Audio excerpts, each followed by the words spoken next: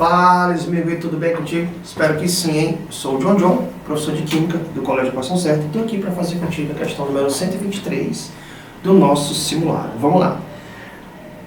Como sempre, eu prefiro ler o comando, né? Nem que eu tenha que ler o texto 2, 3 vezes depois, mas primeiro o comando. O projeto de eficiência de um processo deve apresentar catalisador, resíduos tóxicos, muitos subprodutos, duas ou mais etapas, elevada temperatura e pressão. Então vou ter que ler o texto, não tem para onde correr, né? A química que pretende ser tão sustentável quanto possível, proteger a Terra e seus recursos para geração futuras e evitar o desperdício de átomos é a chamada química verde. Opa, química verde, química ambiental. Um conjunto de diretrizes denominado 12 Princípios da Química Verde foi publicado em 1998. Essas diretrizes ajudam os químicos a desenvolver processos sustentáveis e produtos ecologicamente corretos. Os princípios se enquadram em duas características principais: projetos para eficiência e projetos para segurança ambiental. Então vamos lá. Vamos começar daqui, ó. Você tem os materiais iniciais, certo? A primeira pergunta: o processo é perigoso? O processo vai causar algum impacto ambiental? O processo é renovável? Quando se trata de química verde, pessoal, você tem algumas situações que devem ser seguidas, tá? Na química verde, primeiro, as reações químicas têm que gerar a menor quantidade de produtos possíveis, tá bom? Então, primeira coisa, menor quantidade de produto possível. Você tem que desperdiçar a menor quantidade de energia possível. Eu vou dar... O ideal é que não gere nenhum produto. Deixa eu dar um exemplo aqui para vocês. Vou pegar aqui. Tem aqui A mais B produzindo C.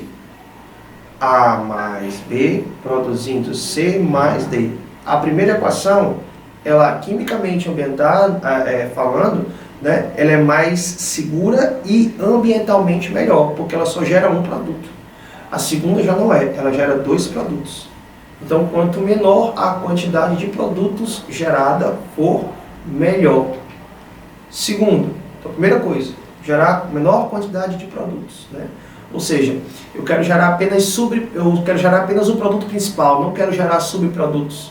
Se eu quero produzir C, na primeira equação, C é o produto principal. Na segunda equação já não é legal, porque ela vai produzir o produto principal mais alguma coisa, que é o D.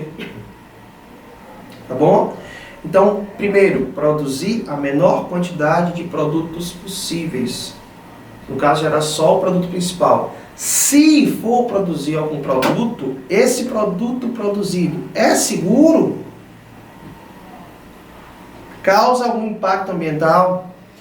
Beleza, então primeira coisa, menor quantidade de produtos possível. Segunda coisa, gastar a menor quantidade de energia possível. Então, se você tem uma reação que para produzir um certo produto, você tem duas vias. A primeira via, você tem que aquecer a 200 graus Celsius. E a segunda via, basta você usar um catalisador e aquecer a 50 graus Celsius, você vai optar pela segunda via. Porque a segunda via, você vai estar, no caso, utilizando uma temperatura menor. Consequentemente, haverá um desgaste menor de produtos químicos. Então, por último, a degradação desse produto é segura? Vou ler um passo bem aqui. Quantidade de passos, né? Para obter o produto, você tem que fazer 3, 4 reações, optar sempre pela rota que você tem que fazer a menor quantidade de reações possíveis. Então, no caso, menor quantidade de produtos gerados, né, evitar subprodutos, evitar gastos excessivos, então superaquecimento. Terceiro, menor quantidade de produtos gerados, né, menor quantidade de passos, perdão.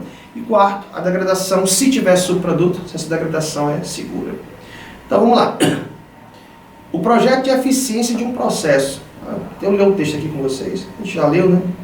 Os princípios se enquadram em duas categorias: projetos para eficiência e projetos para a segurança ambiental. Então, bora lá. Projeto de eficiência de um processo deve apresentar 2 ou mais etapas? Já está errado. Letra D. O que foi que eu disse? Quanto menor a quantidade de reações, melhor para o meio ambiente. Mais subprodutos? Já está errado. Tem que ter a menor quantidade de produtos possível, lembra?